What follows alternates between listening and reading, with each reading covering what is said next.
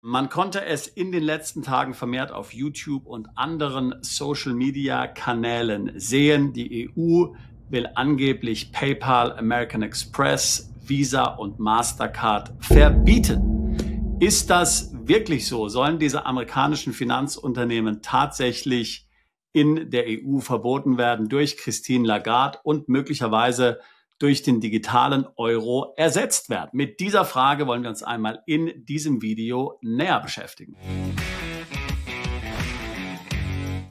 Vielleicht hast du auch entsprechende Nachrichten auf X oder in YouTube gesehen.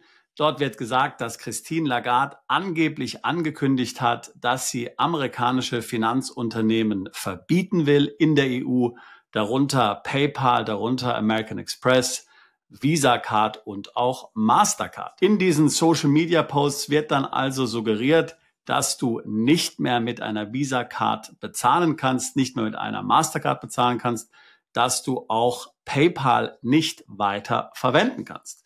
All das sozusagen hier aus Rache, nachdem Donald Trump Zölle verhängt hat, auch wenn ja die ganz schlimmen Zölle auf EU-Produkte jetzt mal für 90 Tage ausgesetzt sind, gilt ja dennoch ein Zoll von 10% auf fast alle Importprodukte in die USA. Fast alles, nicht alles, aber fast alles.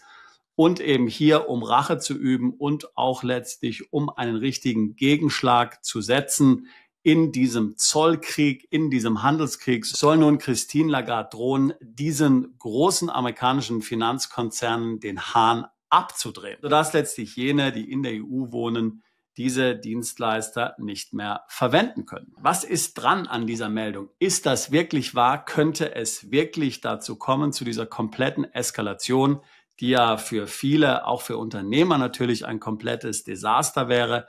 Denn wie sollte man denn in Geschäften noch bezahlen, wenn nicht mit Visa und Mastercard und Amex? Was ist hier wirklich vorgefallen? Nun, am 2. April 2025 war Christine Lagarde im irischen Radio zu hören und dort sagte sie Folgendes zu dem Thema. When you think of it at the moment, a lot of our digital payments, e-commerce, peer-to-peer, or you use your card or your phone, you always rely on non-European infrastructure. Whether you use your card or whether you use your phone, typically it goes through Visa, Mastercard, PayPal. Where are all those coming from? Well, either the US or China, she continued. Sie hat auch noch Alipay übrigens erwähnt. And the whole infrastructure mechanism that allows for the payment, credit and debit is not a European solution. That is the point, which is where I think we have to reduce that vulnerability and make sure that there is a European offer that is available just in case. You never know, hat Christine Lagarde gesagt. Was bedeutet das nun übersetzt? Sie hat also darauf hingewiesen, dass fast die gesamte elektronische Zahlungsinfrastruktur, die in Europa verwendet wird,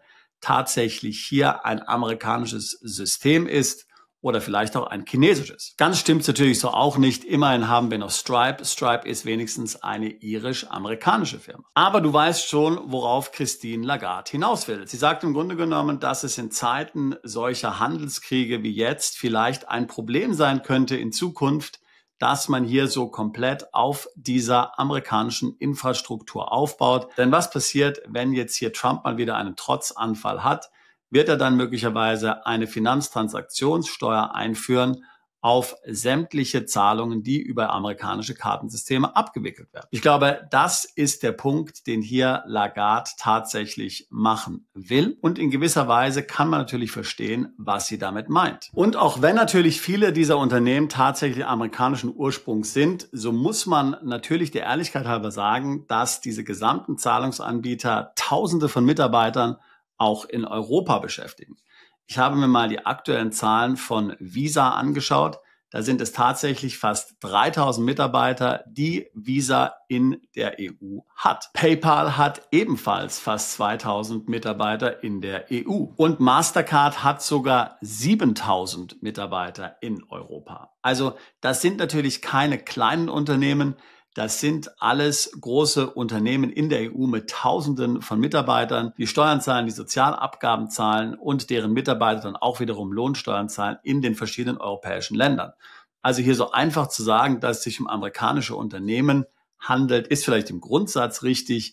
Im Detail stimmt es so aber natürlich nicht. Und man muss natürlich sagen, wenigstens trifft das für mich zu. Ich finde das schon ziemlich unheimlich, wenn Lagarde solche Bemerkungen macht. Schließlich haben sich ja die Amerikaner hier nicht aufgedrängt. Es hätte auch ein europäisches Unternehmen hier tatsächlich ja in die Bresche springen können und hier den Markt erobern können. Hat das mal einer versucht?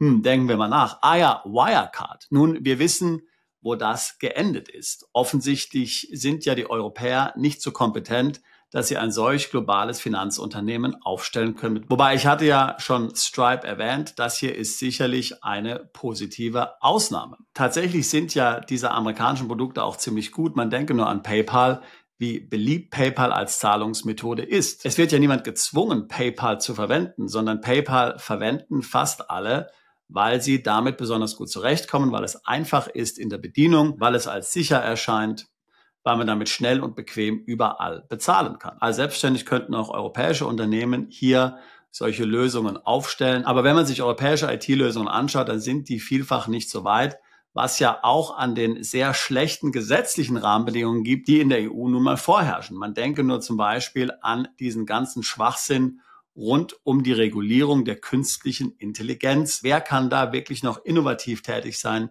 in der Europäischen Union? Diese Drohgebärde, die Lagarde hier macht, die kann also schon ziemlich besorgniserregend sein, auch wenn sie definitiv keine Pläne hat, so wie es mir erscheint, diese amerikanischen Finanzprodukte zu sperren. So sieht man schon natürlich, was in ihrem Kopf vorgeht. Ja, auch wenn sie diese Gedanken so offen äußert, dass sie das möglicherweise als Problem aufstößt, dass es hier keine europäische Infrastruktur für die Abwicklung von Zahlungen gibt. Das muss einem definitiv schon zu denken geben. Also, nochmal, zusammenfassend kann man sagen, nein, Christine Lagarde hat nicht gesagt, dass diese amerikanischen Zahlungsmethoden verboten werden sollen, aber was sie gesagt hat, lässt einen dennoch möglicherweise nicht ganz ruhig schlafen. Denn vor allen Dingen auch vor dem Hintergrund des digitalen Euro, deren Verfechter natürlich auch Christine Lagarde ist, weiß man schon, wohin die Reise geht. Geht es ihr wirklich um den europäischen Verbraucher oder geht es ihr tatsächlich nur um totale Kontrolle, wo natürlich diese amerikanischen Finanzunternehmen tatsächlich im Weg stehen und Hindernisse sind, die man aus dem Weg räumen muss? Wäre es nicht alles viel schöner und einfacher, wenn alles direkt über den digitalen Euro abgewickelt werden müsste und man Mastercard, American Express, PayPal etc. pp. Einfach gar nicht mehr bräuchte? Ich glaube, das ist genau das, was Christine Lagarde gemeint hat. Und das ist keine positive Zukunft, der wir hier entgegensehen. Also du siehst mal wieder ein Grund mehr hier, sich zu überlegen, wie man die EU verlassen kann, wie man einen Wohnsitz außerhalb der EU begründen kann, wo letztlich die Verbraucher dann das Sagen haben, wo sie sich aussuchen können, mit was sie bezahlen wollen und man sich hier nicht von einem Politiker aufoktroyieren lassen muss, was nun die politisch korrekten Zahlungsmethoden sind, die eine absolut lückenlose, 100%ige staatliche Überwachung sicherstellen. Wenn das Fragen sind, die auch dich beschäftigen und du dich auch mit dem Thema Auswandern, Plan B außerhalb der EU befasst, dann würde ich mich freuen, mit dir ein Beratungsgespräch zu führen. Link dazu packe ich hier in die Beschreibung dieses Videos mit hinein. Wir tun seit fast 20 Jahren genau nichts anderes, als Mandanten genau bei solchen Vorhaben zu unterstützen.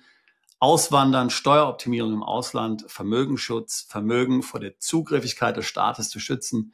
Ich würde mich freuen, auch dich alsbald zu unserer Mandantschaft zählen zu können. Bist du Unternehmer, Freiberufler oder Investor? Zieht es dich schon lange ins Ausland? Mach heute den ersten konkreten Schritt in eine Zukunft mit mehr Geld und mehr Freiheit. Buche ein Beratungsgespräch mit Sebastian und seinen Kollegen. Unsere Kanzlei unterstützt Mandanten wie dich dabei, deine Steuerlast legal zu reduzieren, Vermögen aufzubauen und zu schützen und deine persönliche Freiheit zu maximieren.